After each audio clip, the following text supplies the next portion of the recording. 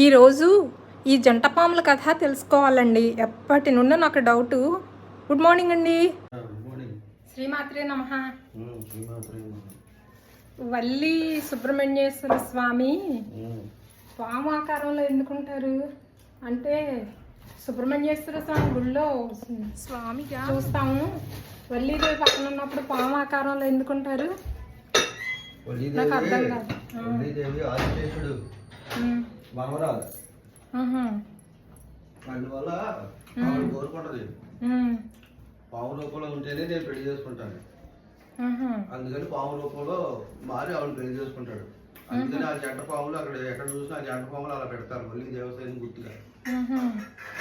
అంటే సుబ్రహ్మణ్యేశ్వర స్వామి వల్లీదేవిని పెళ్లి చేసుకుంటానని అడుగుతాడా? ఎందుకు, ఎలా, వాళ్ళిద్దరికి ఎట్లా పరిచయం?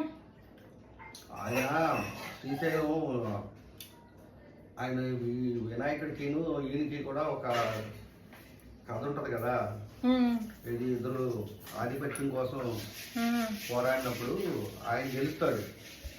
ఎవరు? వినాయకుడు గెలుస్తాడు. వినాయకుడికి ఆధిపత్యం వస్తుంది. దాన్ని ఆయన అడిగి శ్రీశైలం వస్తాడు. శ్రీశైలం అడవుల్లో తిరుగుతూ ఉంటాడు.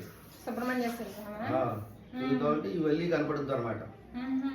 వల్లి గురించి ఆయన మొదలు పెడుతుంటే నారదుడు వచ్చి చెప్తాడు, ఈవిడ ఆదిశేషుడు మనవరాలు, ఇవి ఫలానా అటవీ రాజు పెంచుకుంటున్నాడు, ఆయన దగ్గరికి వెళ్ళి అడిగితే నీకు పిల్లలు ఇస్తాడని.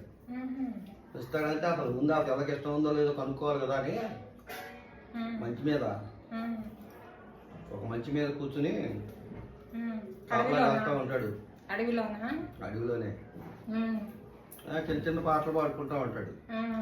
అక్కడ ఆవిడ విహారానికి వస్తుంది. చూసి ఆవిడ కూడా మోహిస్తుంది వల్లీదేవి. మోహించి సరే వాళ్ళ తండ్రికి చెప్పుద్ది. చెప్తే తండ్రి వచ్చి అడుగుతాడు.